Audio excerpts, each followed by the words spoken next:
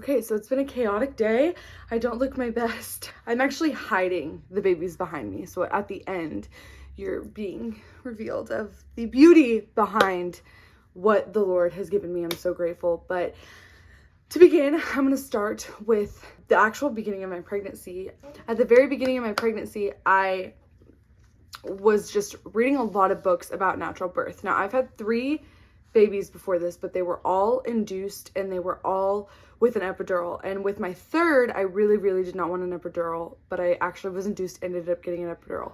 So this time I was so much more motivated. I'm going to do this twin birth, like natural, no matter what. I love you. And it just ended up being a different experience than what I'd hoped. I was like, this is how it has to be. I was so nervous about the hospital and them not allowing me to have the experience that I wanted. I had this vision in my head and it had to be exactly like this vision in my head. And I was reading up on these books and all these things and learning about why I wanted what I wanted. Oh, there's a cardinal outside and it's so cute. It's so pretty. Let me see. Are we able to zoom in on videos? Yeah, my yard's a mess. That's not the point though. I like nature. Okay, so anyways, I was just very adamant about what I wanted, and that led to so much anxiety during my pregnancy because I was like so worried that baby A, my boy who was baby A, would not flip. And I was just like, no, he's gonna flip. I'm gonna have this natural, like it's gonna be exactly what I want, exactly what I hope for.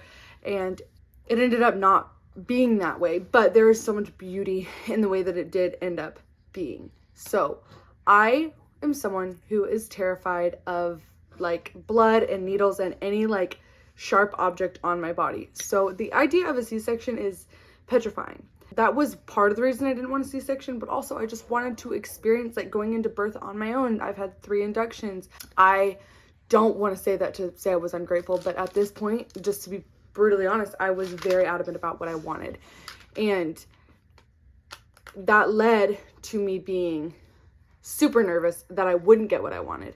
Well, then comes right before my 3rd trimester. I don't remember exactly how many weeks I was. I want to say like 28 maybe, when I found out that my daughter, baby B, had a blood growth issue. It had something to do with like SD ratios and her blood flow in the womb from her umbilical cord. And that was just really difficult. That led my whole 3rd trimester into being just a very difficult experience. I was extremely nervous. The Lord just worked in me through this experience so deeply because I had to fight thoughts every single day that there was things going wrong. I prayed over my stomach every day that God would be the blood flow, like that he was the blood flowing through her veins, that he was in control. And I felt like very truly and deeply that God was going to bring her here safely. That being said, I also was fully prepared for NICU time. What mattered to me most was that she was here. I wasn't going to care anymore about the plans I had. If he didn't flip and they weren't comfortable doing it vaginally, I didn't care anymore. I was just like, I want my babies here safe. I hadn't experienced that in my other pregnancies. I had great experiences in my first 3 pregnancies and births, despite them being what I didn't want this time, you know? Ooh, you're so cute. Do you hear the babies? That being said, I ended up the whole 3rd trimester, I was being seen twice a week for them to monitor her, to make sure that everything was okay, because you have an increased risk of stillbirth and all these other things whenever you have a baby with the issue that she had. And she was growing very slowly, and they had a great, I forgot what it's called, like disproportion weight, you know. So I was very nervous. And as the date approached for my due date, they decided that they were going to induce me or do a C-section if my son wouldn't flip. They were going to do that at 36 weeks and 2 days. Should I reveal him to you? This is my son. I think he wants to be held. He's my big boy. I won't be showing my children on here, but we'll have to do a reveal just for the blessing that the Lord has blessed me with this boy. And my baby girl, if you can see her over here. That's the early reveal. But yes, they are perfect. And that's a spoiler alert. That the Lord is good. And I'm so blessed for these babies and their health. Oh my gosh.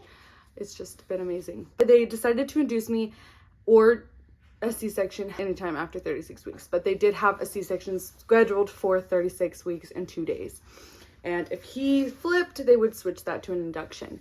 I was just praying every day, like, please, Lord, please do not make me have a C-section. I'll do anything. It was like the forceful hand of me on the Lord kind of thing. And I really felt like the Lord was like, you got to let go of this vision that you thought you had in your head, and you have to trust me. And I was like, how am I going to have a good birth experience with a baby who is cut out of my womb? Like, to me, that was just so far beyond the realm of reality. And I know that sounds ridiculous to a lot of people watching this probably, but it just scared me so much. And I know so many people don't have the control over this, and I'm being brutally honest here, so please give me grace, but this is just how I felt internally during this experience. Finally, at one point, I accepted that this is what was going to happen, and I felt peace about it. I felt like the Lord was like, just watch and see what I'm going to do for you during this experience. And the day before came where I go to pre-op, and that's when it hit me that I was actually going to have a C-section, which is a major surgery, which anybody who says a C-section is the easy way out has lost their mind. That is crazy. People who have C-sections are so strong and so brave, and I just commend everyone who has had to go through it more than once. I go to pre-op and I'm freaking out. I really believe the anticipation is worse than the actual experience in most areas of my life. I hate anticipating things, and the wait and the whole thing with the pre-op. It wasn't bad. My nurses and everyone was really great, but it just caused so many nerves within my body, and it was freaking me out. Then comes the day of my C-section. I had to get to the hospital early. My C-section was scheduled for 8 and I had to be there at 6. So I go in with my husband freaking out. We drop the kids off at my mom's really early, and we go in, and we are waiting forever in this waiting room, to the point where I'm like, feel like I'm going to like throw up all over the place because I'm so nervous. I'm shaking, I can't breathe, I'm trying to pray and read scripture on my phone because I'm like so freaked out at this point. And it was taking forever. And then walks in a pregnant mom who is in agony, literally, because she had gone into labor on her own. And then I kind of felt a little bit of jealousy in that moment. I was like, oh, she gets to go into this naturally. And she was in agony. So like, say what you will about that, but that's just honestly how I felt. And it was just making me even more nervous that she was going into it naturally. And she goes back, and I'm like, there's no way we're gonna have the C-section at 8 o'clock. Time keeps ticking, keeps ticking, and it's like 7:30, and we get called back. They finally tell me, once I'm in the actual bed, your C-section is scheduled till 10 o'clock. Someone else came in. I don't think it was the lady. Maybe it was, but someone else had to get a C-section at 8. And so they had switched my time to 10 o'clock. I was like, this is absolutely the worst case scenario, because I'm freaking out. Like, I have been freaking out this whole 3rd trimester about this. I've been freaking out, especially these past 48 hours. I can't breathe. How the heck am I supposed to wait more hours? And somehow I made it through. I'm crying on and off. I'm just like so nervous about this. And finally they're like, it's time for your C-section. And if you have never had a C-section or you don't know about C-sections, the husband has to stay back and change in the room. They're in right before your surgery and in right after surgery. He has to stay back and change, and you go in and get your spinal, and then your husband comes in right before your surgery. Just having to leave him, I was like, how am I gonna do this? I just burst into tears. At that point, I'm panicking, and I'm in tears. And I know I said this was a positive story, but there are some positive things coming up. Just wait. We go into the room. My anesthesiologist is like sitting me up. The nurse tells me, you need to lay down right after this spinal so you don't fall off the table. And I'm like, don't say that to a woman like me, because I'm already panicking that I'm gonna fall off the table.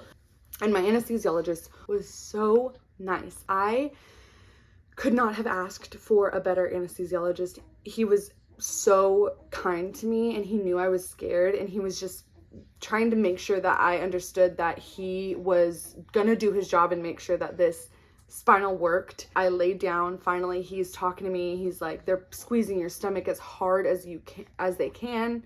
So during the spinal, it really wasn't that bad. I don't even remember the spinal that bad because I was so scared. I thought that the spinal was going to be way worse because with an epidural, you usually get it when you're in excruciating pain. And with the spinal, like, I was not having contractions. So I thought that it would be more painful, but honestly, I was so scared that I don't even really remember it. I remember it, but I don't remember the pain. I lay down right after the spinal and he's talking to me. He's like, they're squeezing your stomach really, really hard right now and you can't feel it. So that's great. That means that you're numb. He's like, can you move your legs? Can you move your arms? Like, how are you feeling? Are you dizzy? He's so nice though. Like, he's not saying it in panicky ways. He's just like very nice and confident in his job. I was just very happy, but I'm still crying the whole time. And then my doctor, who's a man, which I've never had a male OBGYN. I actually switched to him mid-pregnancy and never thought I'd have a male because I'm not super comfortable with that. But he came over and he was so nice to me. His bedside manner was incredible. He held my hand. He was just being very like, we're going to do this. You've got this. Looks like they're going to start the surgery. And I promise, I thought they forgot my husband. Like, I was convinced that they forgot my husband because I said, where's my husband? And they said, oh, yeah, go get her husband. And they were like about to cut me open, literally. And so he finally walks in the door, my husband, and they cut me like right when he walked in the door. And my husband, he's not a watcher of those things. He is very, very queasy. He's like a fainter, if you will. And so he's down by me and he's just holding my hand and I'm just crying hysterically. This anesthesiologist says he made the cut. And I just felt this like wave of relief leave my body. I didn't realize how afraid I was for that moment, and to know that like they just did it and I felt nothing and I'm still here and my babies are now making their way into this world. Oh my gosh, it was just this wave of like, thank you, Jesus, for everything. I love you. They pull out my son and they show him over the curtain and I'm hysterical at this point again for another reason. Now it's joy. Now it's complete and utter, like my baby's here. And I've been so worried about both of them this whole time, but he is here. And now they're working their way on my baby girl. Just that moment was so incredible. And like what I wanted so badly before this, like I said, was like him to immediately be on me, skin to skin. Don't get the cord until it's white, like all these different things. But in this moment, that did not matter to me at all. I did not care. And I can't explain it to you. It was just the most beautiful procedure ever. That was exactly how the Lord had ordained this to happen today, you know, or that day. And they take him back and I'm not even concerned because they had to make sure that he didn't have to go to NICU. The next thing that happens is the anesthesiologist goes, oh my gosh, you have to see this, to my husband. And I'm telling him, no, he'll pass out and that will not be good for any of us. And the anesthesiologist is like, she was born in her sac. And he's like, this is amazing. And then you hear everyone in the room like, oh my gosh, she's in her sac. And thank God for this anesthesiologist, like I said 1,000 times, because he is taking so many pictures during this. He asked my husband for his phone. He's taking pictures and he got a video of my daughter in her sac and them cutting the sac. I would have never had that memory or that like visual of the memory. And I'm just so grateful for him. They cut the sac and then they show me my baby girl and I'm just like, I hear her scream and I am like, oh my goodness. I don't have words to describe that feeling in that moment of knowing that my babies were here and they were safe. And they take her back for NICU and I'm prepared for this. I'm prepared that she's gonna have to go to NICU. And they bring over my son, he's next to me. Then they bring over my daughter and she's next to me and they say, we need to take her back to NICU for a little bit. And so my husband goes with her. I'm with my son. I'm not at all upset at this point. I'm trusting the Lord and I'm thankful that my babies are here and they're safe.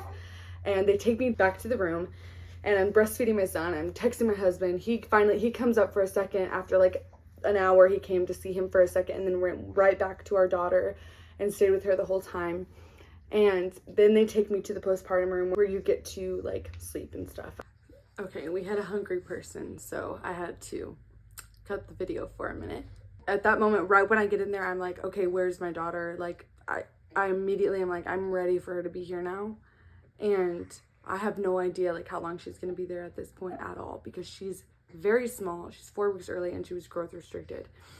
So my husband comes back in the room and he is like, she's going to have to stay. And I was like, what? But the way he said it, I was like, this man is a liar. She's on her way. Like, I just knew it. And praise the Lord Jesus Christ, my daughter did not even have to be admitted into NICU. I'm so grateful for that. I just was fully prepared for that to happen, and I'm so, so grateful that it did not. I had been obviously praying so deeply that it didn't happen. I mean, I don't think I was fully prepared. I don't think anybody's fully prepared for that to happen, obviously. But I guess it was just absolutely a miracle that she did not have to stay. And they said the only reason she even had to go back was because she swallowed amniotic fluid when they opened her sac. So it had nothing to even do with the blood growth restriction or anything. I was just incredibly grateful at that point. Then finally they wheel in my baby shortly after my husband comes, and my life is complete. I cannot believe that just happened, that was just so incredible and amazing. I can't believe that my babies are both here with me. Neither of them need NICU time. My daughter was 4 pounds 10 ounces and my son was 6 pounds 1 ounce. So that is a pretty distinct growth difference. I know that that's common in twin pregnancies, but they really wanted to be careful with her blood flow restriction and SD ratio issue. And I'm really glad that they were, honestly. I feel like my MFM handled it incredibly. He just did an amazing job. That is the story of how I gave birth to my twins, my incredibly positive twin birth story, C-section birth story after multiple inductions, multiple actual epidurals. This ended up being literally the most beautiful experience of my life. Every birth is special in its own way. I know people have very traumatic stories. Mine have, thank God, they've been all very well experiences. This one just happened to be different because there's 2, and different because I had a C-section and I was not accustomed to that at all. But they're here. They're perfect. I showed you my boy. Let me show you my girl. Hi, baby. I love you. Yes, I'm in my son's room and it is a complete pigsty. I was going to clean it before this video, but I didn't. That's all there is to it. Yes, I am 5 months postpartum now. And life is so good. I'm going to be posting a lot more content about motherhood, twin mom life. My handle is Mom of Many Chicks, which is not chickens. I actually have 6 chickens now. The chicks stands for my 5 babies. 3 of them are no longer babies anymore, but I'm going to be posting a lot more content about motherhood, marriage, faith, family life. So please subscribe, hit the bell, support me and all that stuff if you want, I guess. I'm really excited to start this journey and share more. So thank you so much for watching, and I'll see you guys in the next one.